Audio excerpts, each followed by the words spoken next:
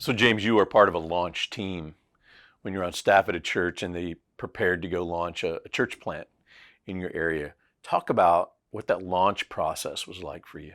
Yeah. So most church planters are eager to get started. It's part of the makeup that leads them to plant a church is to want to start something. And the first thing I'd say is it just takes longer than you want it to.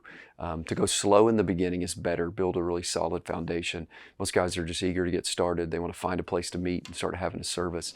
And that the time will come for that. But the launch process just takes longer. And even, we were staffed and funded, but still from the very beginning of the inception of the idea to the time we had our true first service was about a year. And that again included the fact that we were more ready at the beginning than most people are.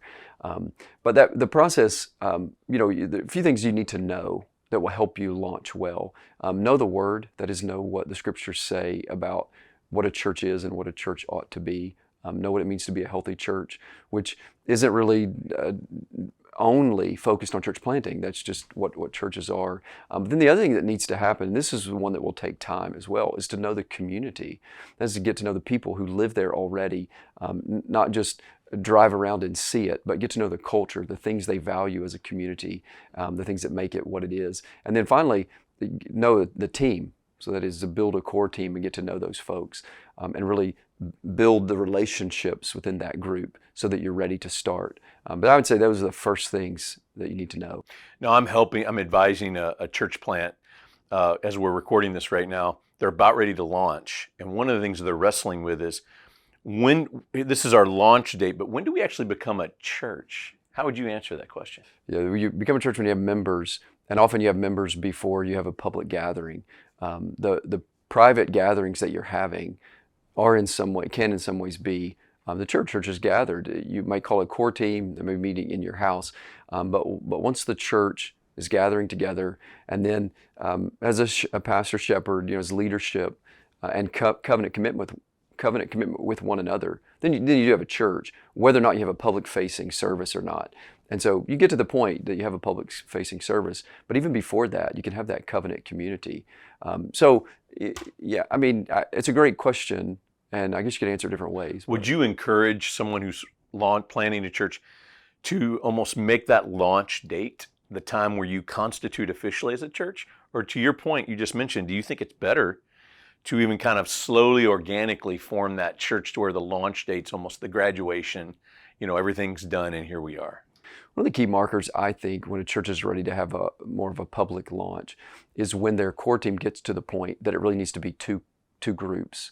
So let's say you start building a core team, you're meeting in a home, the home will hold that group. Once you get to the point to where you would reasonably split that into two groups and almost form two groups, then you need to find a different location and you need to all be gathered together. And then really at that point, you're ready. You're ready to have a public-facing service or something like that. But before you get to that point, you can still be covenanted together, and you can still be bound in what we would consider to be church membership before that. So I almost think before, but that's not a hard and fast rule. You can wait to that time. In our experience, we waited until we had launched, and then we did about 3 weeks after our first service, did a membership class. And I know you would encourage a church plant that's launching to have a sending church, a mother church. How much authority, if any, should that sending church have once that church launches and establishes themselves? It depends. I think it's tied to the plurality of eldership. So if you have from the beginning a plurality of eldership, and so you have men who are sufficiently gifted and recognized by that group of whatever size to be elder pastors, you have more than one, then the authority of the sending church can be less. If you have only one pastor, then I think you'll need more authority from the sending church to provide a plurality of leadership. But they're going to have some influence. And if not technical, then at least organically, you want that sending church. So it's not one size fits all, right? It should be an open slate of what's best. That's right. With the goal to eventually become an autonomous church with Absolutely. plurality. Yeah, that's good. Yeah, autonomy is an important part of it. I don't think planting campuses is the best thing. Planting churches.